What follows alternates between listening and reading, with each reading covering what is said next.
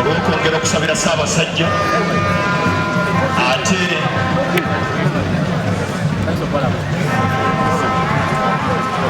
n'emyaka okujjukira emyaka 31 ng'ali ku Namulondo y'abajjajjaabe alamula Uganda.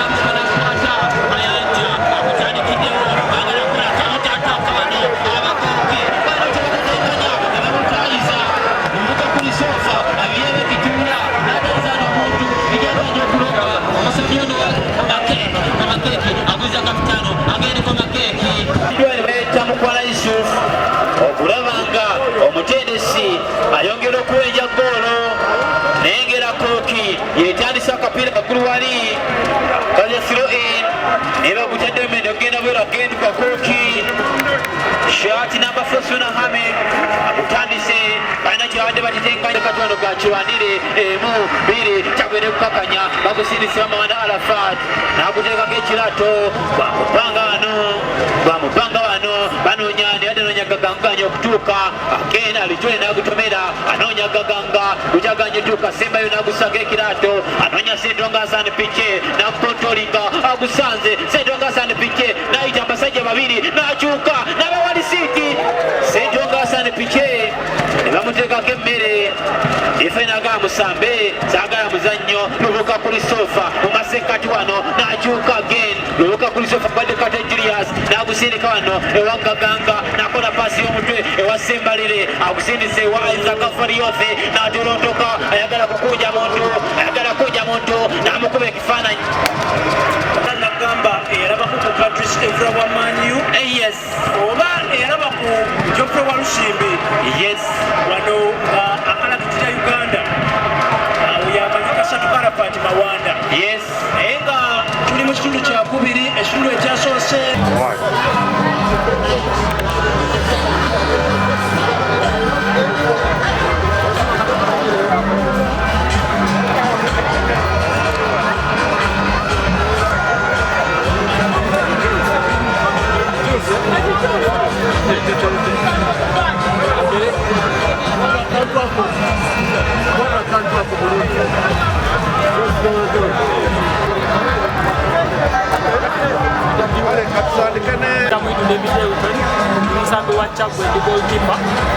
olunaku lwaleero okusokera ddala genda kwebaza Mukama Katonda olw'obuwanguzi bwetufunye n'ekirabo ekyoman of the match ekitiibwa n'ettende byonna bimuddiza. Ekirala njawo okwebaza tekiniko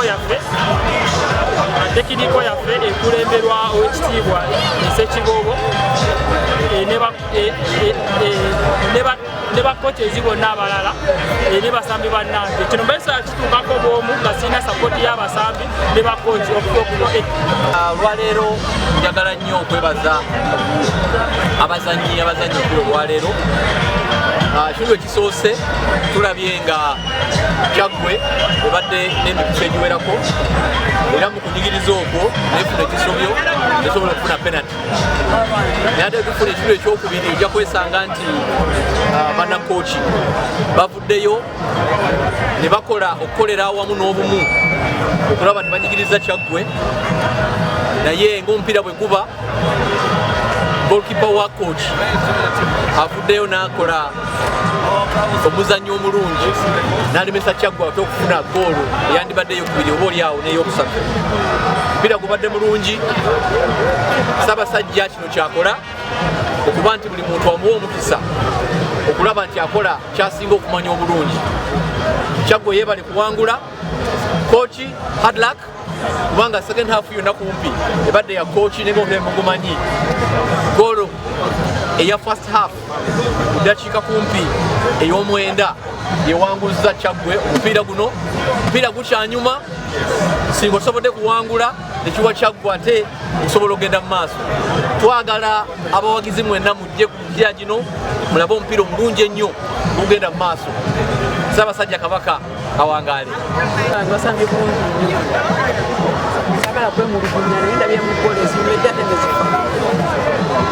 Nesimatira buti bulungi. Eriza abaana bange basambye era kibakoze kibaddeyo. Kati njagala kubagumya. Ngenda kulinda Kyaggwe owange ku ssaawa gyange nabo tuzanye nabo. Sizeni ono omupiira mulungi ddala era omupiira gwa leero gutulaze nti ttiimu zonna zibadde z'amaanyi.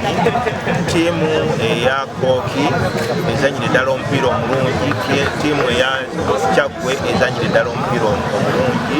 Naye neebaza abazanyi ba ttiimu y'Ekyaggwe okulaba nti balwanye masajja mu kitundu ekisoose ne batemukuba goolo eyo era goolo eyo yetuwanguza omupiira guno netuva ku bubonero omusanvu netugenda ku bubonero 10. Kubiriza abantu ba Ssaabasajja mwenna Bannakyaggwe mweyongera okuwagira omupiira mu ngeri zonna okujja okulaba ate era n'okussaamu abaana beyongere okusambira ddala obulungi. Abasambi bonna lunaku olwaleero mbeebaza, mwebale nnyo, mwebale ddala kuzannya bulungi bwemu. Ne muzikirize kaneebazeemu gookipa ak'ensusu engeri gy'akuta omupiira, engeri gy'akwata omupiira bulijjo ddala ngeri yeebale nnyo, yeebalire ddala. Nsukira ddala kaneebaza abatesitesi batusobozesezza okumaliza eddakiika 9 nga tetulina yadde musaayi gwe tunabe guyise. Kikulu nnyo n'abawagizi obutalwana, kikulu nnyo. Abasambi baffe batukoledde omulimu gubadde mulungi, olabye game ebadde competitive. Tebadde esobola okuwangula naye Kyaggwe yegwangudde gwe gw'omupiira yembira mwe tulina okutambulira. Kale nno ffe olw'okuba nga omupiira tugugoberera nnyo tugukulembera, ekikulu byonna abasambi baffe okubanga basamba emipiira mingi bwe tujja omusambi omulungi tajja kwekweka. Bwe tunaagenda nga Obuganda butegeka emipiira bwe kiti omusambi omutuufu ajja okuyamba ttiimu y'eggwanga ajja kufunika, naye omupiira gubadde mulungi ate results zentuufu ezikuddemu. Kale mwebale nnyo, mwebalire ddala.